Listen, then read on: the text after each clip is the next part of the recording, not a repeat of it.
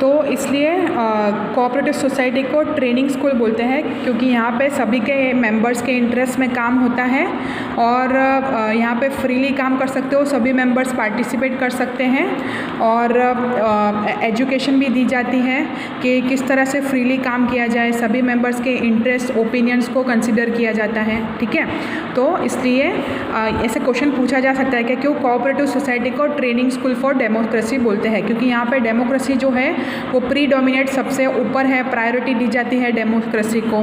ठीक है, human beings को इम्पोर्टेंस दिया जाता है, ना कि पैसों का। तो इसलिए आपको ये पूरा पैराग्राफ लिखना पड़ेगा अगर इस तरह का क्वेश्चन पूछा जाए। ठीक है, फिर क्या है, economic upliftment and growth of members. Cooperative society gives important contribution towards the growth of its members. ठीक है, for example, consumers cooperative societies supply day-to-day quality consumable products at fair price, prevents economic exploitation of customers by middlemen. In the same way, the cooperative societies of producers supply raw materials, equipments, tools, etc. at fair prices to members. Small producers can produce easily and can realize economic growth.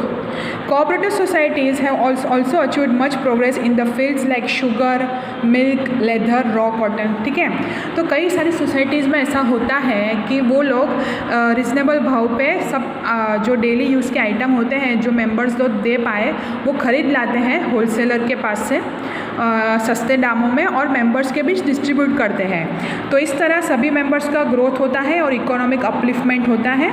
और जो small producers होते हैं वो आसानी से ये सारी चीज़ें बना सकते हैं, कम दामों में दे सकते हैं, हमें रिजनेबल रेट पे प्रोवाइड कर सकते हैं, हमारे साथ चीटिंग नहीं होगी। तो इसलिए जो कोऑपरेटिव सोसाइटी है उन्होंने इस तरह के प्रोडक्ट में बहुत ग्रोथ कर लिया है। वो खांड देते हैं, जो सारी वो रेशन कार्ड के आइटम्स है ना, जैसे कि अनाज है सभी तरह का, शुगर है, फिर मिल्क प्रोवाइड करते हैं, फिर लेदर प्रोवाइड करते हैं, कई कबार रॉ कॉटन प्रोवाइड करते हैं। ठीक है, तो इस तरह की सभी कंज्यूमर्स कोऑपरेटिव सोसाइटी चलती है। तो अगर हमें इस चीज़ की ज़रूरत हो मेंबर्स को, सोसाइटी के मेंबर्स को, तो हम कोऑपरेटिव सोसाइटी के पास से ये सारी चीज़ें रिजनेबल रेट पे खरीद सकते हैं। ठीक है, अब हम देखेंगे कुछ लिमिटेशंस। हर एक सिक्के के दो पहलू होते हैं, उसी तरह कोऑपरेटिव सोसाइटी के एडवांटेजेस हैं तो उसके लिमिटेशंस भी हैं।